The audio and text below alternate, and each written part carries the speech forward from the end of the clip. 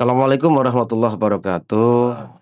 Para sahabat Oma Sufi dimanapun Anda berada, Alhamdulillah pada kesempatan hari ini kita kedatangan tamu yang luar biasa.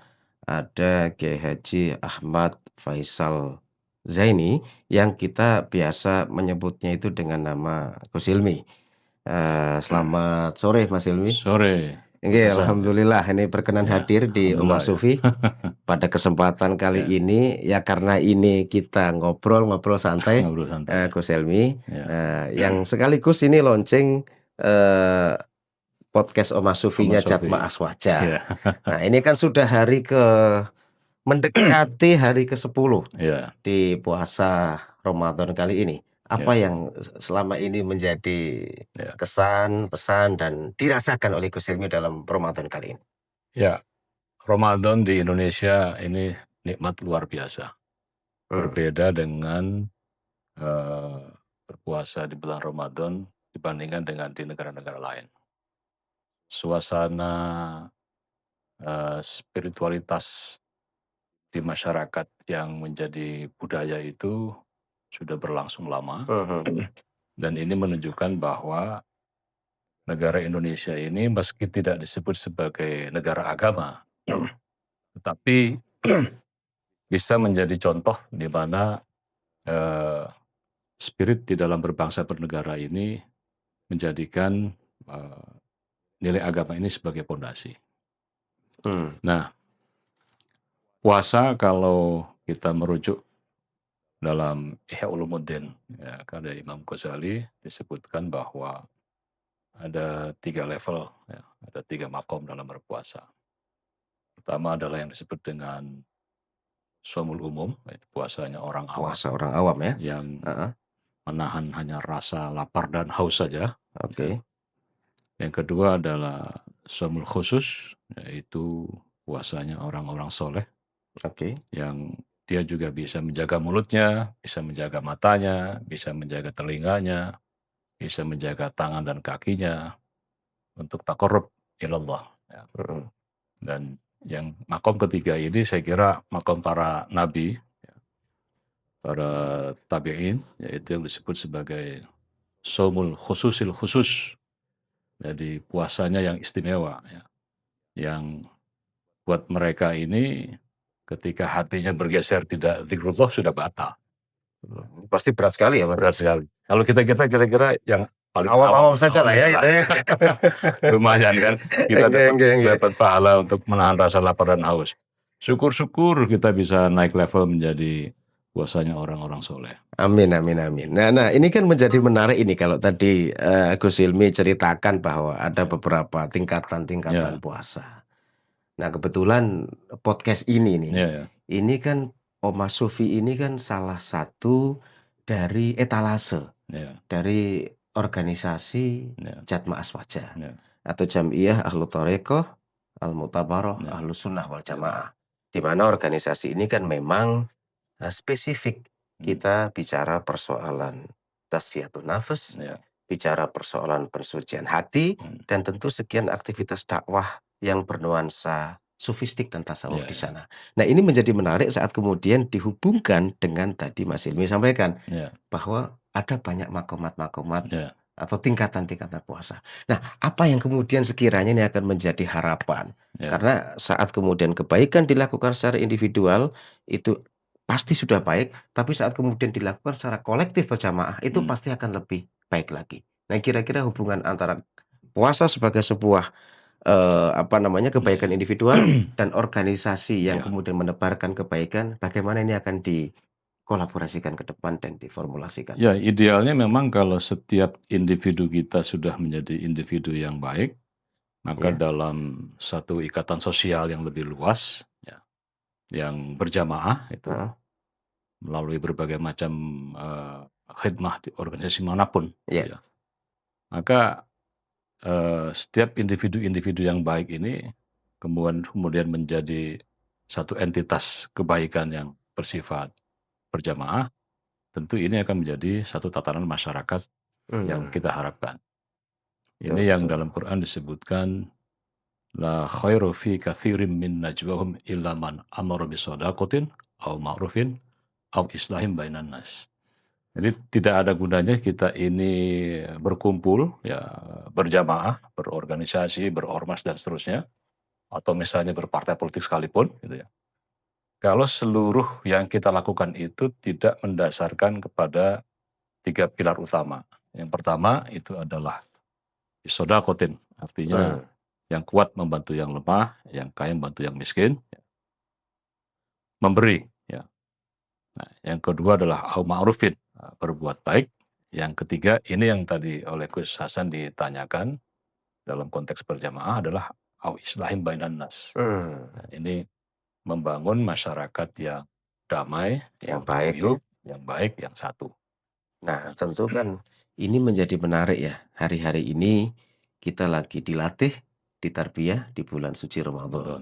Nah, tentu berharap ada aktivitas-aktivitas nyata yang menjadi bentuk atau wujud dalam bentuk tadi sebagaimana Gus Hilmi Ya. sampaikan. Ya. Nah, tentu setelah ini apa sih yang harus dilakukan? Kita masih punya 20 hari nih, Gus. 20 hari. Kita masih punya 20 hari. Ya. Apa yang kemudian harus dilakukan supaya tarbiyah yang hari ini kita jalankan, terus kemudian tadi beberapa hal nyata kebaikan yang bisa dilakukan secara kolektif. Ya. Kira-kira 20 hari ke depan apa yang bisa kita lakukan, Gus? Ya, kalau para ulama kita ini bersepakat ya bahwa dalam 30 hari puasa ini kan ada fase-fase. Iya. Ya, fase 10 hari pertama adalah fase di mana turunnya rahmat yang berlimpah luar biasa. Fase 10 hari kedua adalah dibukanya pintu maghfirah seluas-luasnya. Dan fase yang ketiga itu yang disebut dengan itqu minan nar, pembebasan dari api neraka. Nah, 3 fase ini tentunya kalau kita pandai-pandai menjadikan setiap hari adalah bagian dari taqarrub kepada Allah, maka ada banyak peluang dengan tadarus baca Quran, dengan bersedekah, ya. Terlebih selama 30 hari ini ada satu rahasia yang Allah sembunyikan, yaitu yang disebut dengan Lailatul Qadar. Lailatul Qadar. Dalam 1000 bulan ya, Gus ya. Khairun min alfi syahr. Nah, tentu bisa di akhir, hari-hari malam-malam ganjil di akhir, bisa juga di awal, kan kita nggak pernah tahu. Yang penting yang kita dengar itu kan berada di malam-malam ganjil gitu ya. Ganjil. Sebetulnya itu salah satu motivasi karena biasanya di ujung menjelang Lebaran sudah mulai kosong nih masjid. Iya. Orang pada mudik ya sudah ya. Mudik. Nah, Gus Hasan, justru yang berat sekarang ini adalah saya kira bukan menahan rasa lapar dan haus. Ini menahan untuk dapat menggunakan sosial media dengan baik. Oh iya, kita nggak berasa ini tiba-tiba kita pegang handphone ngomongin orang kesana kemari gitu ya, komen nggak jelas gitu ya. Dan tiba-tiba juga banyak postingan-postingan yang sebetulnya bisa nggak kita menjaga mata kita, godaan buat kita. Iya. Ini kalimat ini ditujukan khususnya buat saya sendiri juga tentunya ya, dan semuanya gitu ya. Jadi bisa nggak kita ini menahan diri untuk tidak ghibah, pengertian ghibah dulu mungkin berkata-kata, sekarang itu dengan jari kita.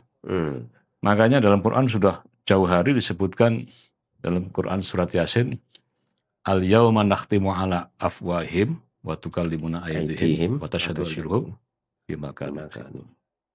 Jadi nanti pada hari penghitungan itu akan datang satu masa di mana mulut kita ini dibungkam. Iya. Lalu yang berkata siapa? Yang berkata adalah kaki tangan kita. Ini kok jadi merinding saya, Gus ini, Gus. Ya. Nah, jadi nanti tangan kita justru yang akan banyak berbicara. Iya. Tentang apa yang pernah dilakukan. Berarti kan memang sekarang intensitas kita menggunakan sosial media, intensitas tangan kita ini kan lebih tinggi daripada mulut kita sekarang ini. Iya. Itu sudah datang masa itu. Ya. Jadi puasa kali ini saya kira sebagaimana dalam Quran disebutkan pada ujungnya adalah la'alakum tattaqun ya. Jadi intinya adalah menuju ketakwaan. Ya. Nah, ada 2 pelajaran dan 2 motivasi penting saya kira Gus Hasan dalam puasa ini. Pertama adalah dalam konteks, hablum minallah, ya. Kita banyak tadarus dan seterusnya, ya. Tapi yang justru tidak kalah pentingnya itu adalah hablum minannas. Kita jangan suka melihat orang yang susah, jangan juga susah melihat orang lain senang. Ini momentum ya, kita ngelatih itu semua gitu ya. Momentum puasa, tahun ini semoga ya, kita semua bisa menjadikan momentum puasa ini bukan hanya menebalkan keimanan kita, taqarrub pada Allah, tapi menebalkan juga untuk kita pandai-pandai bersedekah. Alhamdulillah. Jadi paling tidak itu yang mungkin bisa kita lakukan ya, kurang Ya, lebih 20, masih ada 20 hari ke masih depan di 20 hari ke bulan depan. suci Ramadan ini, masih banyak hari, banyak waktu untuk kemudian kita bisa optimalkan dengan aktivitas yang hablum minallah, dan nanti kita harapkan asarnya bisa berbentuk hablum Minannas. minannas yang berupa kebaikan-kebaikan.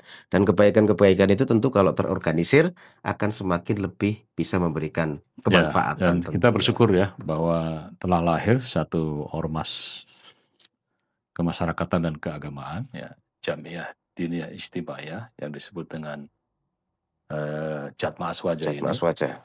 langsung dipimpin oleh Hadratus Syekh kita, Maulana Lutfi bin Yahya, Alhamdulillah. di mana beliau sering menyampaikan bahwa orang berthariqah itu adalah orang yang diajak oleh para mursyidnya untuk lebih dekat taqarrub kepada Allah Subhanahu wa taala.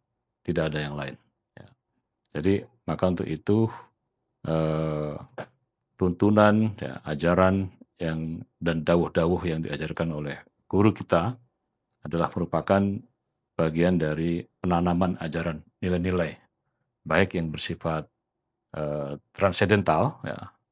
Tentu yang lebih utama adalah kita juga dengan thariqah ini kita menebarkan cinta kepada sesama. Amin. Alhamdulillah. Ya, tentu sekali lagi dengan kelahiran organisasi baru ini kita harapkan tadi semakin bisa memberikan kemanfaatan, kemaslahatan tentu atas bimbingan tadi ya. Ya, Guru-guru kita, mursyid-mursyid kita, wabil khusus Maulana Habib Lutfi bin Yahya. Kira-kira begitu Gus Ilmi, nggih. Nggih. Baik, saya kira ini sebuah diskusi awal di podcast Omah Sufi bareng Gus Ilmi. Insya Allah ini akan menjadi medium dakwah, akan menjadi etalase kebaikan dari Jatma Aswaja untuk kemudian bisa menebarkan nilai-nilai keislaman, tentu saja dengan corak sofistik, dengan corak tasawuf yang tentu berlandaskan Ahlus Sunnah wal Jamaah. Saya kira itu, mohon maaf kalau ada yang kurang berkenan. Assalamualaikum warahmatullahi wabarakatuh. Waalaikumsalam warahmatullahi wabarakatuh.